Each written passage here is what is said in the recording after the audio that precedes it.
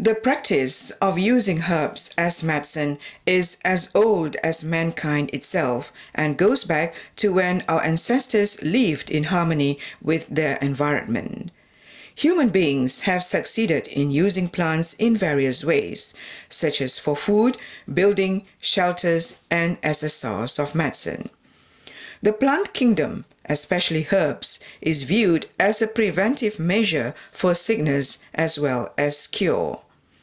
Sabah is blessed with forests teeming with a wide array of herbs which contain an untapped wealth of benefits for humanity. The pharmaceutical applications of many of these herbs remain unknown. This is because the study of these herbs is still in its infancy. However, the government of Malaysia is currently focusing on implementing research and development and marketing herbal-related activities in order to utilize these medicinal herbs scientifically. But talking about how we want to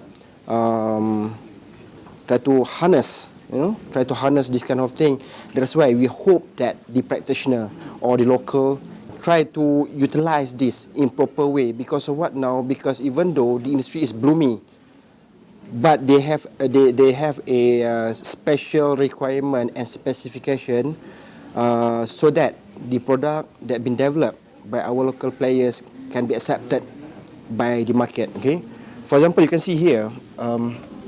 This is the thing. One of the typical example of the raw material that we have. Actually, starting from a product like this. Okay, it consists of the raw material, and then they mix with something that they believe, talking about the ethnobotanical claims from the traditional knowledge that they have. They compile all together into a ingredient or the what we call the preparation. Then after that, we try to groom them in such way that they will use the empirical approach or scientific approach, like the scientific base of the raw material preparation. Also, we try to not change them, but assist them to change the paradigm. Actually, the whole industry actually already shift the paradigm. Now we try to bring our players, our local entrepreneurs, our local healers, try to shift also from a normal or traditional way of producing the product or market their product. We try to give them a new approach in which we're talking about the value add to their products. Very little information is available on the ethnobotany of the herbs used by the local communities as remedies for various ailments. However, the Kadazan Dusun, Murut, Bajau, Makiang, and other communities in Sabah have a very close relationship with the environment and use many of these herbs for medicinal purposes.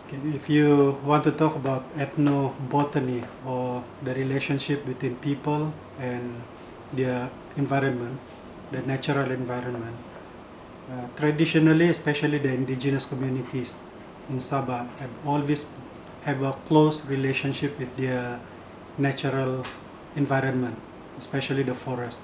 And we know that the indigenous communities are dependent upon the forest product, and that is why we knew of the relationship and we wanted to know, because number one, there could be some potential for commercialization in the future, but more importantly to document all the knowledge.